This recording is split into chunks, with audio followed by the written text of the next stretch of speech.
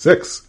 6. Chris, the design challenge we will be taking upon ourselves this time is create a cult that your party would want to join.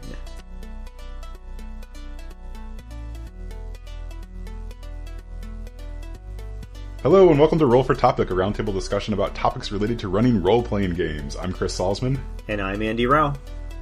Andy, we are quickly approaching, we're within spooky season right now, so Halloween is coming up.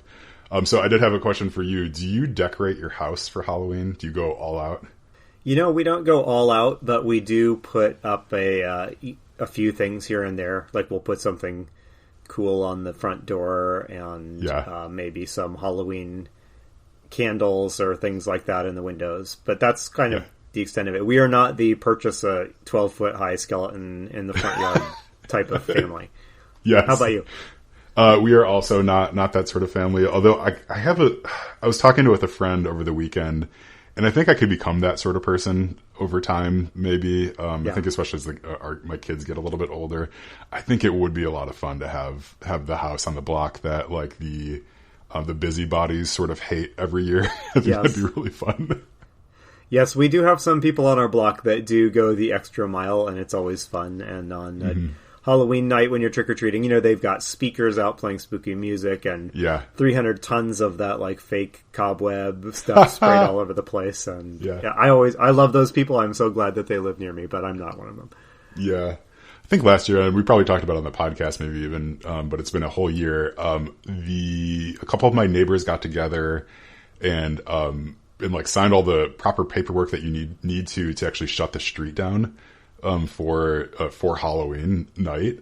So we like had the street blocked off so cars couldn't come through. Wow, fun. So everybody was just sort of like, it turned it into this fun party atmosphere. And I like describing it as like, it's sort of like what 80s movies showed Halloween as being actually happened. Yes. Right. Where you just have like kids just sort of wandering the streets and, you know, parents and stuff. And like, and then one of our neighbors is a DJ on the side, and he loves collecting old records. So him and his friends collected old Halloween songs and records and stuff for a while. And so he just spun records for the whole evening too. It was very fun. Yeah. Just even thinking about those scenes in movies is nostalgic. But it's just funny watching those scenes. And then I don't know about you, but where, you know, we both live in Michigan where usually it's this kind of nasty cold by late October. It's not the fun kind of cold that's accompanied by snow. Everything has started to die and it's cold and there's no snow to kind of infuse that with a little bit of holiday spirit. So, you look outside on Halloween night and you just see these huddled people clearly freezing to death, you know, moving as fast as they can along the sidewalk from house to house until it's not bearable anymore and they just have to go home. Yeah, I have this memory of, I think I must have been 10 or so. I was old enough to go trick-or-treating somewhat like by myself, but like not so old that I shouldn't have been trick-or-treating. And it was Halloween and it was raining and just absolutely disgusting out, you know, it was cold. So I grew up in Illinois, right? So suburbia out there. And I just remember going around and I was dressed up as a mad scientist, but I was a mad scientist who was wearing his big puffy coat at the same time. Yes, exactly. And so I have, a Jewel Osco bag with me. There's a deep cut for anyone who grew up in the suburbs of Chicago, but Jewel Osco bag with me, you know, going around and like most people had stopped giving out candy by then, right? So it's just like this awful trudge through the worst of the Midwestern fall to try to get some candy. But I treasure that memory, and I hope my kids have a memory like that too of Halloween. I did grow up in Southern California where Halloween was pretty close to those movie things, those movie scenes, because it wasn't cold and you could just run around. It was also the late 80s when I feel like we were at peak, somebody probably put a hand grenade inside each of those pieces of candy fear cycle. So yes, people were using all their good drugs on lacing, lacing exactly. One day I want to meet someone that puts valuable drugs into candy for kids they don't know about. I know, yeah. Okay, all right. Well, we will continue to reminisce about Halloween if we keep on talking. So. Yeah, for sure. So a little bit on the topic of Halloween, though. I just have a super quick question for you. So I've been prepping. I have an Alien mini campaign. Yes. 3 sessions scheduled throughout the month of October and into November a little bit. And I have been prepping, and I have been looking around the web for what other GMs have been doing to kind of prop-wise for Alien games. Because I feel like, I don't know, Alien lends itself somehow to kind of props and ambience. Mm-hmm. Yeah. So I've been looking into things like, I'll have a little Bluetooth speaker there with some, sound effects from the movies ready to go and things like that. But I came across one person had... so I'm running a published adventure, and it's set on mostly on a spaceship. I found one person online who had coded up his own, interface for the computers that you would be using on that ship. That's excellent. And he had it set up so that you would log in as a particular crew member, and then you would be able to see, in addition to a map of the ship and a crew roster, you would be able to read that person's email, basically. Kind of like a video game level, like the sort of thing I think you do this exact thing in Alien Isolation a lot. And that was just a really fun idea. I don't know if I can really use it for my session for various reasons. But I was going to ask, we've talked a lot about physical props, but I'm wondering, have you ever in a game had the PCs stop and actually do the thing that their characters are doing? In this case, when a PC says, all right, I'm going to log into the terminal, this would be I could push my laptop over to them and say, okay, log in and click around and read the emails. And I'm just wondering if you've ever done something like that where you're like, okay, you want to jump over that thing? Let's see you do it. Or you want to read the book? Here it is. Oh, no, I have not. I've played in a couple games where the GM has done this. So Matt Wilson, who's been a guest on the podcast before, did a really good job with physical props when he was running a couple of Trail of Cthulhu games that I played in. So Eternal Eyes and also Trail of Nyarlathotep. So he would every once in a while just drop a physical puzzle on the table that we'd have to figure out, or a ledger or something like that we could flip through. Or most notably a book of terrible poetry that he wrote that we could read from as well. And stuff like that is so fun, and it doesn't need to be super, super detailed. I think just the act of oh my goodness, you actually brought up, this guy's email. I think that's cool enough on its own. I have visions of some time, I think we both played music a lot, I think in high school and stuff. Yes. I've kind of fallen off the bandwagon on that, but I have visions of having a keyboard next to me as a GM at some point and playing music along with what's happening, or, doing something that's a little bit more physical along those lines. To bring in stuff like the soundboard or, different lights and things. I don't know if it'll ever happen, but yeah. Yep. All that to say, I think you absolutely should get a laptop of some sort and slide it over to them to have them sign into their email when you're playing the Alien game.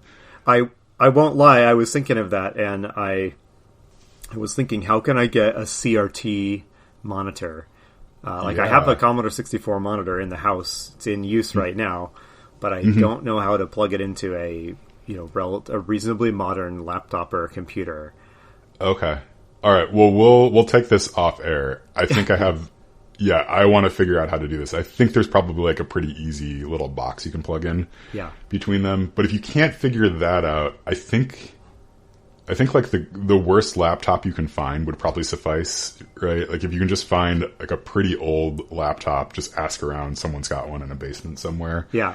And load up an older version of Linux on it, right? So the interface is a little rough. Yes. I think that would do it. Okay, well, awesome. Yeah, I guess my closing question here is, if you were running Alien and you've seen a couple of the films at least, and I think you understand what it's going for, what kind of stuff might delight you to show up at the game? I mentioned I'll have some sound effects and stuff handy. Yeah. Is there anything else kind of low complexity and that wouldn't cost money that would thrill you? Yeah, I think you had even brought this up in a chat that we were having about getting ID cards. Yes. I think I think a very simple ID card would be amazing, right? And you could probably even get people's photos from Facebook, like their personal photos too, right? To throw in there for like the ID badge. I don't think it has to be super like detailed. It doesn't have to be accurate to the movies or anything like that. I think showing up and having your character sheet and then your ID badge would be pretty awesome. Yes. There. Another thing I'm thinking, I don't know if this is doable, is like a somewhat life-size like cardboard cutout of any weapons that they have too might be really fun.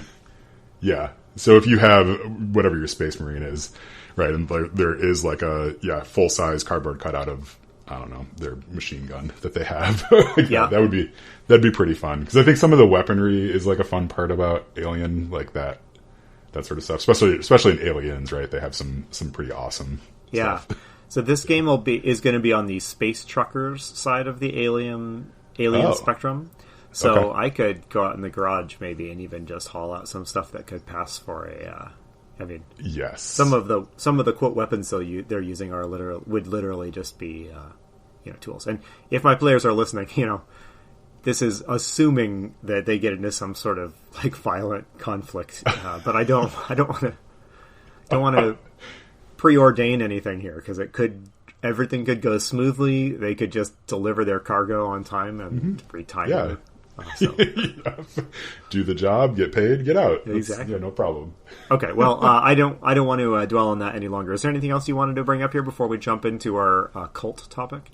No, other than I just want to make sure that you are reporting back about that Alien game. That sounds super fun. Yeah, I certainly will. Yep, I'll be running it basically over the next 4 to 5 weeks. So I'll chime in with reports of how well it's going, or desperate pleas to help me salvage the adventure. So yes, cool. All right, well let's talk cults. Yeah, our actual topic. So just let me refresh our memory here. Our design challenge is to design a cult that the PCs would actually want to join. Mm-hmm. So, what sprang to your mind immediately when we rolled that topic? Yeah, so what sprang to mind is most of the time when cults show up in games, it's very obvious that you would not want to join this cult, right? Because they're super evil and whatnot. But I mean, people do join these things, right? So there's usually a reason why they are. So for me, the hook here, right, is how do you create something that I think the party wants to join?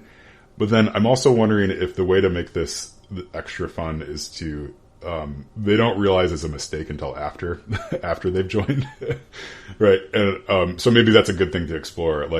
Are we going to make something where they regret it later that they joined, or this is just like a cool adventure hook to give them things to explore that the cult wants to accomplish?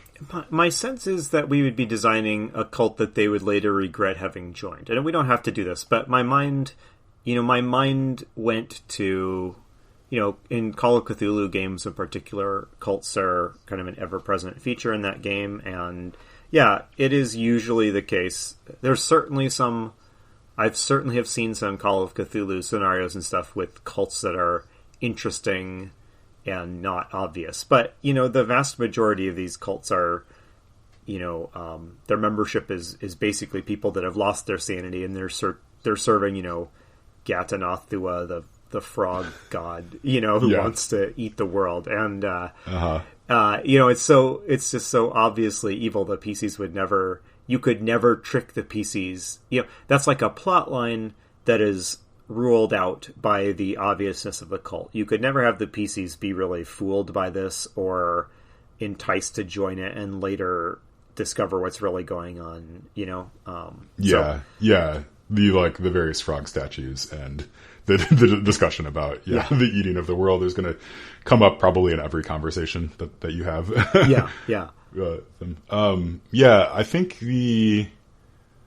for me the most intriguing cults that I've run across in games, it's usually right they're always in service of something, and I think the thing that usually tips off players to the problems in it is almost like cult infighting, right? If there's pretty obvious power imbalances as well. So I'm thinking if we're going to design a cult that the party wants to join, I think any of those power imbalances need to be they need to be somewhat hidden or non-existent. Yeah. And they're right, like, you can't, like, roll in and it's clear that there's, like, one evil guy at the top who's, like, ordering everybody around, and then actually there's another more evil person on, behind that one. So, I mean, I like the idea of it being almost more of a communal sort of thing, or a cult that is maybe actually helping out their community in some way. Yeah.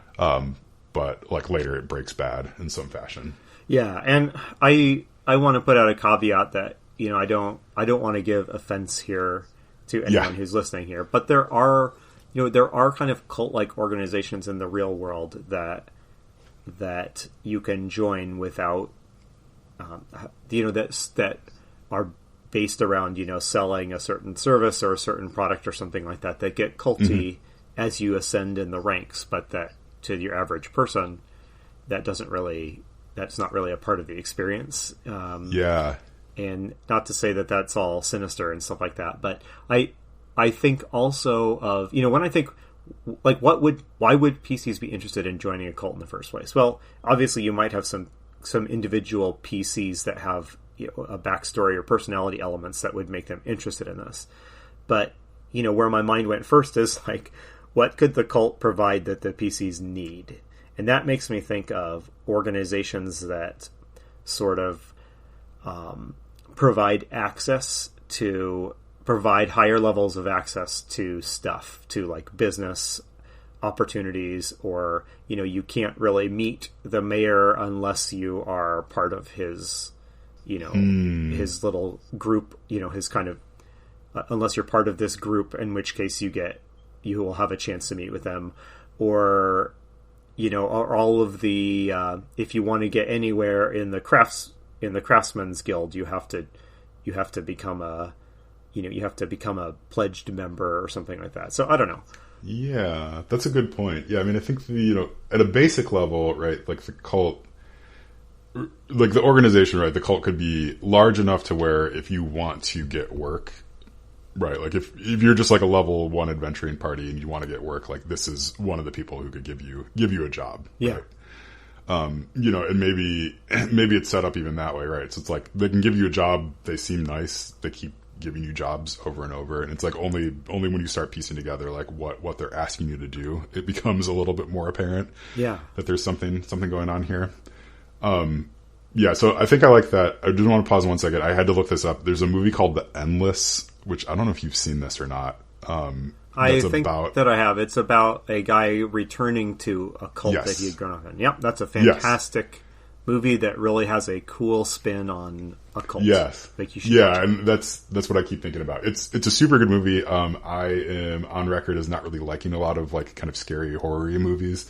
This is one that I'd highly recommend. It's super good. Yeah. My wife actually loves it. I think she watched it like twice in a weekend as well. Really, it's a great really film. grabbed her.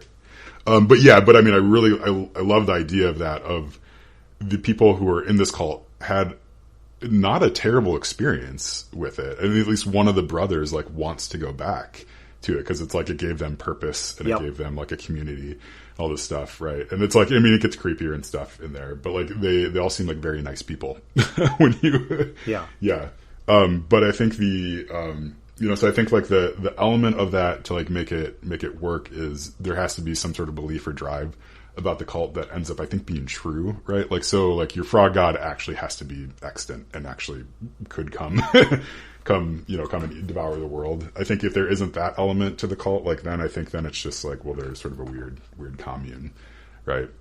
So just think about a story, like the hook for the campaign itself. So. Yeah, I've always been drawn to cults that are a little bit cynical. Like they serve the frog god because it gives them power and wealth, and they don't really, they don't see themselves as being, frog god cultists exactly. I think of, there's an old X-Files episode where people in this town are community leaders and stuff in this town are being killed off brutally in a supernatural way. And you learn that they're all members of like a satanic cult, like, worshiping the devil that as time went on, they started treating it, they stopped really believing in it and it was just like a kind of a somewhat silly social club to them. But like, of course, the being they were worshiping got mad because they had lost kind of sight of their true faith, and it was punishing wayward cult members. That's a good hook. Yeah, I think about like, like what if what if all the stuff the Masons sort of joke about, or like what if that's all true? Yeah, well, I guess what made me think of that is you and I both have I go to church every week, and you and I both have a lot of religion in our personal background, and as a person who goes to church, why do you go to church, right? Like, what do you get out of going to church? Because we all know that at one end of this spectrum that maybe starts with your friendly neighborhood church, there is, that can go awry and wind up looking like something weird and culty. I don't think that I'm in a cult or anything like that, but, you just have to check the news to see this happening. And so, how do people, I often imagine, people get into these things thinking that they're in the friendly neighborhood church part of it, and maybe that's how it starts, but either the organization changes or they never really understood the nature of it. I don't know. Does that make sense? Yeah. No, it does. Yeah. I mean, I think it's like those layers to it, right? Like, I mean, I think there's definitely ways to be involved in any organization that it's a very like thin connection, or like, it's almost like you have, like you're just barely touching like the surface of the organization. But then as you get into it, it's like, oh, actually, I don't really love this, right? And I think a lot of people have that experience actually with their jobs quite a bit too. Yeah, right? Like you get signed on to it. You're like, oh, this sounds like this is really awesome. I'm going to change the world and all that sort of stuff. And then you learn a little bit more about it. You're like, oh, well, I guess this is what capitalism does, right?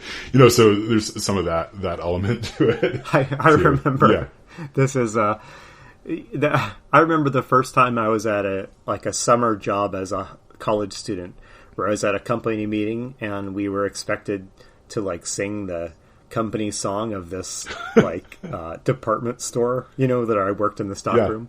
And I remember having this hope, am I the only one here that is really not into this department store as like a core part of my identity?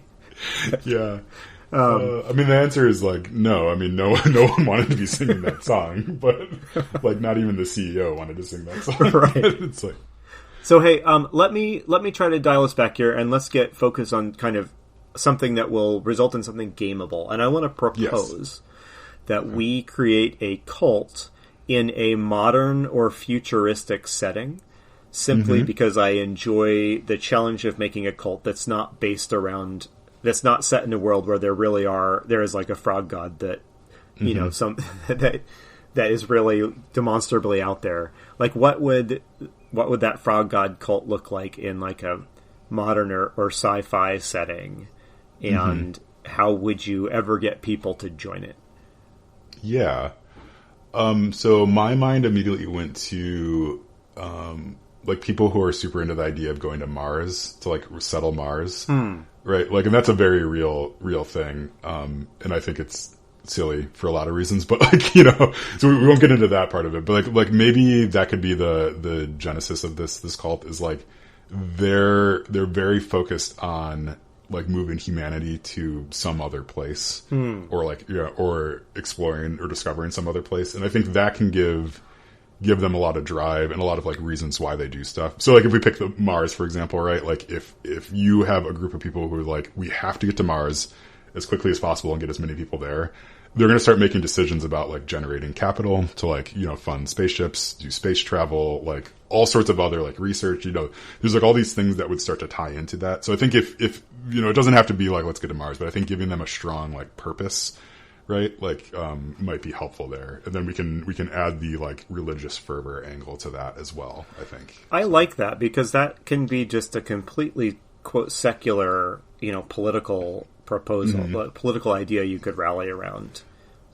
That would entice people, whether you're a Republican or Democrat or whatever in this sci-fi world, you could well think it's a good idea to go to Mars. Yeah. I'm positive this is well-trod territory, but what if we did sci-fi and whatever the group is, maybe they're on Mars and their whole point is we have to get back to Earth. Okay. Interesting. Yeah. or the moon, or I don't know, like getting back to something that's more like that we as players might understand as like a worthy goal, or like that's a good thing. Like, so that might even give us a little bit of tie-in too, or buy-in too for the players. It's like, well, why wouldn't you want to get back to Earth, right? Like, yeah, like that's where I live, right? In my real life. Okay, so what makes the PCs go from going, that sounds like a good idea, I'll vote for that in the next election, to saying, I'm going to like become a card-carrying member of this group that wants to get us back to Earth? Okay. Yeah, so just real quick, do you like that as the premise? Like, so we're on sci-fi, like we're on Mars. Like, are we on another planet, or are we in like a Battlestar Galactica situation where we're like, floating around space? So here's another thing. I mean, what if we are far enough away from our destination, let's say Earth, that getting back is not, I guess where I'm, like, it should be, I don't know, I don't want it to be kind of like an easy thing to get to where it needs to be a longer term goal. I don't know, like what? So why can't we get back to Earth from where we are? I guess is a question. Yeah, did that's a good hyperspace lanes stop working, or did the government of Mars just announce travel to Earth is forbidden, or what? Mm-hmm. Oh, actually, like that. So what if there is a stronger force that's saying like, no, we can't go back, right? So if there's if it's government, or like there's another religion too, or something like that just says like, no, like, we can't go back there, or like, some sort of belief system around why we can't go back. Okay. Right. And, it's like, then maybe the question is like, is that true? Right. So if it's Mars and it's 10,000 years from now or something like that, enough history has gone past and no one's been back to Earth in 9,000 years, no one's been back there. And it's like, all the reasons why that decision was made in year one of those 9,000 years, like people just know that because it's written down or it's been passed down orally or something like that. But like, like the real reasons are pretty fuzzy, and it's just sort of like most people are like, well, we're not going back, of course. And then there's this cult that has risen up that is like, well, I mean, but I want to, right? Like, we have records that it was worthwhile. Have you read Kim Stanley Robinson's novel Aurora? No. Is this Aurora's plot? Well, not exactly. I don't. Okay. I don't really want to spoil it then, because it's a good novel. Here's my hot take. I've liked almost nothing of Kim Stanley Robinson's that I've read, but I did enjoy Aurora. So, so let me phrase this, I guess. So, what if this is not the plot of Aurora? So I'll move on because I want you to read that and not have it spoiled. So what if you're a distant colony and it's just the colony made the decision culturally that they were leaving Earth and the ways of Earth behind, and no matter how hard it was, the colony was going to move ahead without reliance on Earth, or without falling back on Earth technology or Earth ideas or something like that. So over the years, they've just forbidden, no, you can't go back to Earth. We're done with Earth. Is that where you were going with your idea at all? Yeah. No, I think that's a great way to put it. Okay, so then we have this group, maybe a political party, or it's got some ties to political figures, that is trying to change this long-standing practice. Mm-hmm. And I think this is the cult that's trying to change it. Yep. That's what I'm thinking. Yep. So once again, we come back to the question, so what moves the PCs from going, yeah, that's a pretty good idea, I'll donate to it, to like, yes, I want to be in this organization? Does the organization promise to be able to do this like soon, like within the next year, and the PCs want to get to Earth, and if this group gets its way, they'll be able to get to Earth in a year? Or is this because I feel like for the PCs to be motivated to join this and do work to promote its cause, they would need to know that we're not talking like in 200 years we'll be able to get back to Earth if we start developing the technology now. It's more like, if we repeal these laws, we can open up the jump gates again and get back to Earth right away. Yeah. I think it's like that. You could, I think you could slice and dice this in a lot of different ways. The way that I'm thinking that I might present it to them, it's like you're on Mars. It's a thriving community and population on Mars, right? Like we figured out how to live there. There's 1 billion people on Mars at this point. Most people don't think about Earth other than to point it out in the night sky every once in a while when astronomically you can see it, right? Like that sort of thing, right? It's just like it's like how we think about Mars right now. It's like it's this distant place. Yeah, we could go there. We're not going to go there. Like, why would you do that, right? So I think like that's our setup, and then maybe this organization has figured out how to launch a rocket, or like they've found some old technical manuals from NASA, something like that. Like they've figured out like how to get out there, and it's just a matter of putting together the last few pieces. And there's some sort of promise that they're giving to anyone who's willing to help them do this. And maybe the promise is like you get to own all of Michigan, right? When you get back there. Yeah. Or you get your guaranteed, rights to a certain corner of trade with Earth once trade is reopened, which is possibly lucrative, right? Yeah, something like that. Or, there could probably even be, I could see all sorts of reasons that might motivate a player to sign on. And it's probably going to have to be an individual decision for each of the players that you might have to make as a GM to sort of dangle in front of them. Like some people might care about like, yeah, they get rights to trade. Other people might care about like, I don't have to live on Mars anymore. Maybe someone is like positive that their distant family relatives are still alive on Earth if they can just get back. Yeah. Like there's lots of reasons why they might want to get there. But the only way to get there is to ally themselves with this kind of fringe cult. So thinking about this, I'm reminded Babylon 5 has been in the news lately because, as always, there's rumors that it might come back in some way, shape, or form, which I hope it does.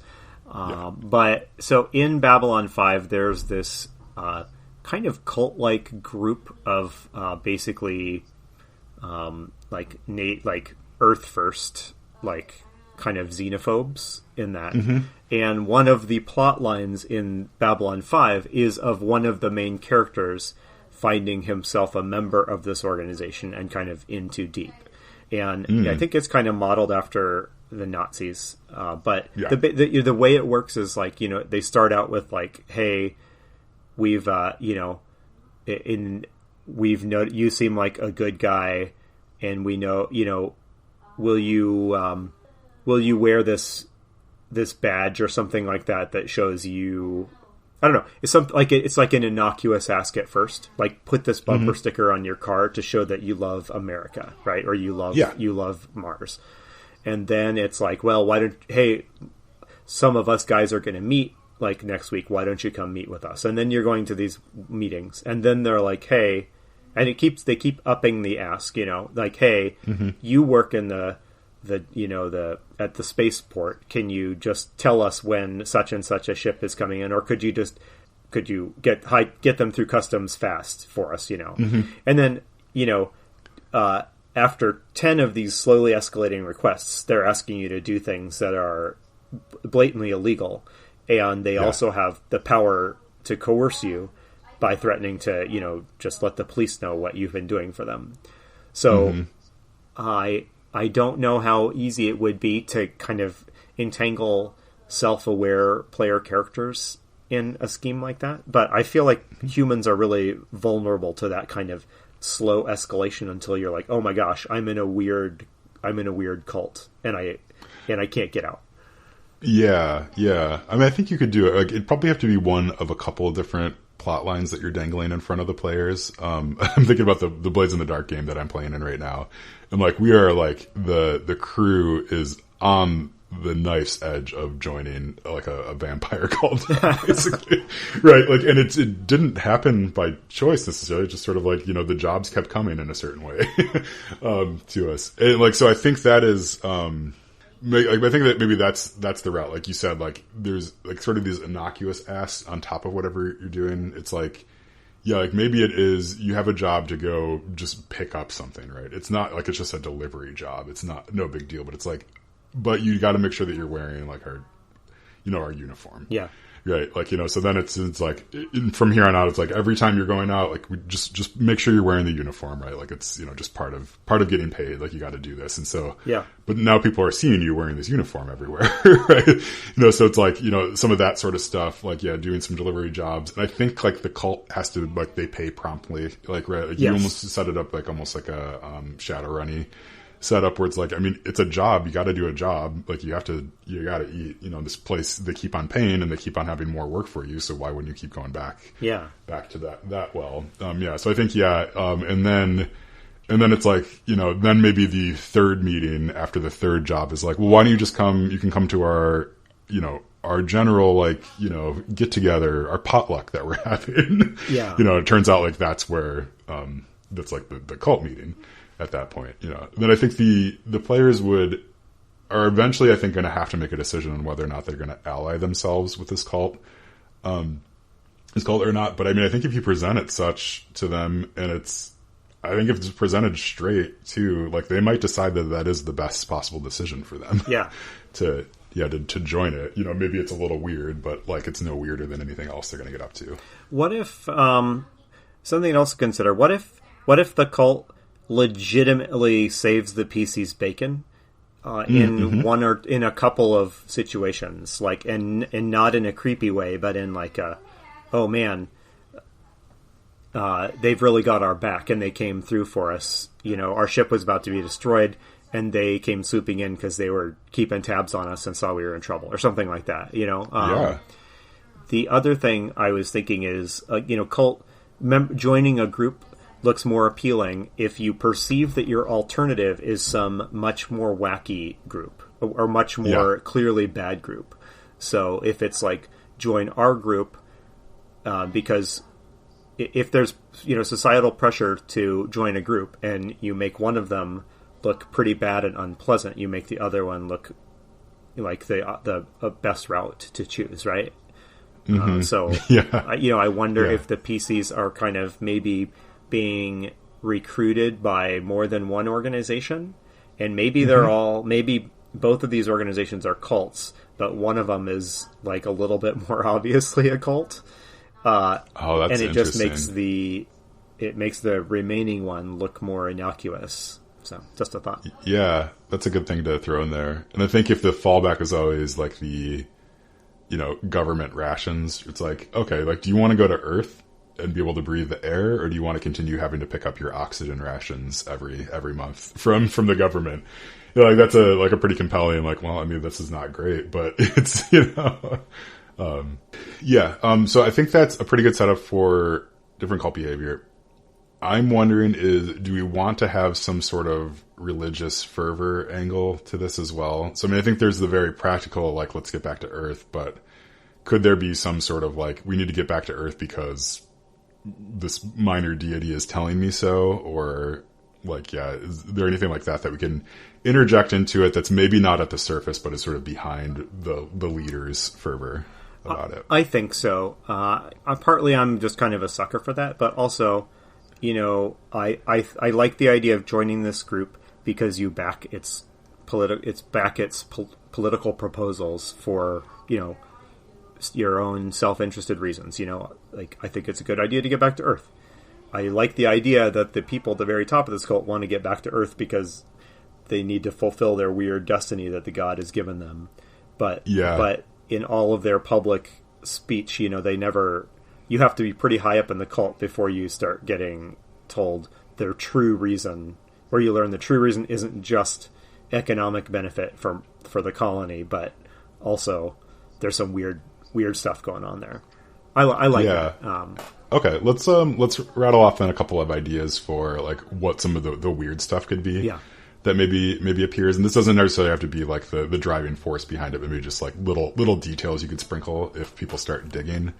So the one that came to my mind is maybe there's someone who's like high up in the cult that has been like carting around their family's ashes from generation to generation. So they have like, going back 1,000 years, they have everybody's urns sort of lined up, or like pinches of everybody's ashes in that. And it's like, they believe very strongly that unless they can scatter them on Earth, that like no one will be at rest.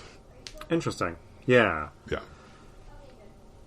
So how would so what I'm in so what my mind is circling around, like, what's an idea that would more than one person will need to buy into the weird idea? What is their... How do they convince their inner circle, that I'm not crazy, this is... You should believe this too. I keep on coming up with, like, practical things. Like, I just, like, I keep coming back to, like, the oxygen thing as a possibility. Yeah. Just, like, I mean, maybe there's just a rumor that, like, we're going to run out of oxygen on Mars in the next 20 years. It's like, and no one can quite prove it. The government's, of course, not going to say that it's going to happen. Like, yeah, so it's just like, there's a time pressure there. There's a very big belief in time pressure.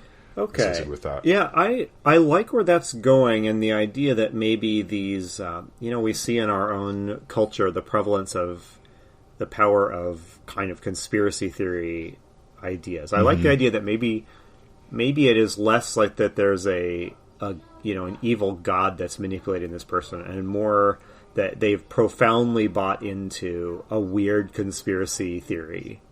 That if you're at the bottom rung of this organization, seems crazy, but by the time you've spent a few years with these people, you've just started to absorb the assumptions that make this conspiracy theory seem like a rational answer to what you see. So so what if it is something like that? Where something the government is doing is going to destroy, make this place unlivable in 5 years, and they're just covering it up, right? Or or they're trying to, we're running out of space, and they're going to terraform, like, the opposite side. Okay, the opposite side of Mars, and it's like, and that would be an environmental disaster, or, like, actually, like, we've looked into the plans, and if they do that, it's going to blow Mars in half. Yeah. Something like that. But, like, politically, it's like, there's maybe the current political regime is running on the platform of, like, well, we must terraform the remainder of Mars, and it's like, but the scientists are all being like, no, if you do that, we're all dead. Like, if you launch that nuke or whatever it is. Yeah, it's important to me that the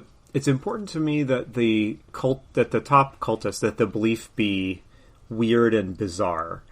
So I want to tweak it a little bit, and I don't want it I would like to tweak it a little bit past being a reasonable, like a slightly extreme version of a reasonable perspective, you know what I mean? And more of something that, like, when the PCs finally discover what, like, they read the CEO's emails or whatever, and I want them to be like, what on earth have we gotten into? Yeah. I mean, then to me that sort of screams that there's something that the cult or the leader believes is on Earth that they need to get back to pretty strongly. Like, maybe they think that there's still humans back there or something like that. Like, the stories say that everybody got off, but, like, there's still a human colony there, or they believe, if we do want to go the religious angle, they believe that, like, the only way to, like, properly worship whoever their god is to be back on Earth. Yeah. Right? Like, and so they're sort of lying and telling everybody, like, other reasons to get back there, but when it really comes down to it, it's like they're going to go, sacrifice themselves at some sort of altar once they get back there. Yeah, what I'm looking for is a way that the cult's plan would be disastrous if followed through. Like, this guy believes that the best way to get back to Earth is to, like, go into a black hole or something. Something that, like, when the PCs saw it, it would cause a total reevaluation of what's going on. So maybe I don't know, maybe Earth isn't there, and maybe there's a black hole where Earth used to be, and the PCs can find that out, and maybe the person knows this, or so, I don't, like... Oh, yeah, so, like, if they actually try to go to Earth, it sucks them into some sort of black hole. Yeah, or what if the person knows that when they get to Earth, only disaster awaits? They know this, but that's what they want, because... for their own reasons, because they have this, whatever, because then their ancestors will be at peace or something like that. Yeah. I mean, like, Earth could be, like, if there's some sort of a nuclear event, like, Earth could be, like, just all radiation, right? So it's like if anyone actually goes in the atmosphere, it's like, from a distance, it still looks like, the blue and green planet, but if you get within the atmosphere, it it's instant death. Yeah, I like that. Maybe the the nano machine plague that wiped out Earth is still there, and this person saying Earth is a paradise. It would be disastrous when you travel to Earth. Not good at all. Mm-hmm. Yeah, I mean, also I kind of like the idea of like if maybe the cult leader is lying to everybody too, and the plan is not actually to go back to Earth, but it's to like go directly into the sun or something for like some other reason. Yeah, maybe whatever technology or policies that are being developed to get back to Earth, he does not plan to use to get back to Earth. It's like for something completely different. Okay. Yeah, you start launching off, and you like look at the one like, hey, Earth is that direction. It's like, oh no, actually we're going to Pluto, or like, we're going out, or even just into the far reaches of space. Hey, the ship we built that can take us to Earth can like detonate this planet's core. Like if you used it properly. So, okay, hey, we need to call time here before we move on. Okay. So we haven't, I don't think, presented a exact cult that you can just take and plop into your games, but we hope that hopefully this conversation has kind of gotten your own mind spinning about how your PCs might get dragged into a cult. Yes, yeah. I think it's good, yeah. I mean, I don't run sci-fi, like, ever. I don't know if I ever will. But there's something pretty compelling, I think, about thinking through, like, the ways in which a party could get hooked into something that they don't want to be a part of. Yeah. When it really comes down to it. Well, just to tie this back into a game I'm running, I'm not really pulling this into my Alien game, but in the Alien setting, there is, like, a cult of the alien. If you read the comics, and if you get into the comics and novels and things like that, I mean, there's a crazy cult that believes that, that sees the alien as like kind of a spiritual entity. You mentioned at the beginning of this discussion that, corporations can look kind of cultish. And, I think of, in the alien setting again, I think of this corporation that has made acquiring alien, DNA and technology an almost religious goal. That how much different from a religious cult is that really? It's, from a story perspective, it's a disaster. We know when they get it, it will just, it will bring disaster. But it has a sort of spiritual pull to this organization. So. Yeah. Okay. Well, having said good. We should be done talking, I then started babbling further into the topic. Yeah. Well, I mean, that's what Alien will do to your brain if you get into it. It really will. Yeah. All right. Well, Roll for Topic has been part of the Roll for It Media podcasting network. Our sister show, The Splat Book, with John Corey and Kyle Latino, continues apace. It's really good. They had a great conversation recently about likelihood and difficulty that had me sort of like yelling at my podcast player. I'm preparing a rebuttal, I guess, but I need to listen to it again and see. I mean, it's all really good thoughts. I love those two and the discussions they have. So yeah, go check that out at thesplatbook.com. You can find our podcast at gmdiscussions.com too. So we would love to have you kind of dig through our archives. Although Andy and I were talking earlier, we think that you should maybe avoid the first, handful of episodes, first 50, let's say first 50, just start later. But, I think that is about it. This is episode 99. We will be back next time with episode 100. We have some fun plans for that. And you will just have to wait and listen to hear what we're going to do for that. So I think that's it. You got anything else, Andy? No, just that if you can hear the voice in the background throughout this, that is my my beloved son having the world's loudest Zoom conversation, I guess, with somebody in the other room. So maybe editing will have gotten that out, but if not, I hope you've enjoyed. I hope you've enjoyed that. Yes, snatches of that. That's good. All right. Well, I've been Chris Salzman. I've been Andy Rao. And remember, if your player's having fun, you're a great GM.